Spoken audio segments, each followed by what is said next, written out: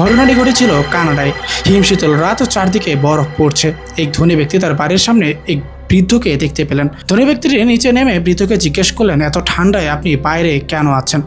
আপনার গায়ে শীতের পোশাক কোথায়? বৃদ্ধ জবাব দিলেন, আমি গরিব অসহায়, আমার গরম কাপড় নেই, কিন্তু আমি ঠান্ডার সাথে মানিয়ে নিয়েছি। ধনী ব্যক্তিটি অবাক হয়ে তাকে বললেন, আপনি একটু অপেক্ষা করুন, আমি আপনার জন্য গরম কাপড় নিয়ে আসছি।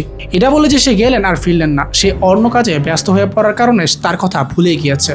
ওইদিকে ওই বৃদ্ধের ঠান্ডায় একদমই অবস্থা খারাপ। এরপর সেই ধনী ব্যক্তিটি ঘুমিয়ে গেলেন। ঘুম থেকে উঠে তার মনে পড়লো, আমি না রাত্রে এক বৃদ্ধকে বাইরে দাঁড় করিয়ে রেখেছিলাম। সে দৌড়ে গেলেন এবং গিয়ে দেখলেন সেই বৃদ্ধ লোকটি আর বেঁচে নেই।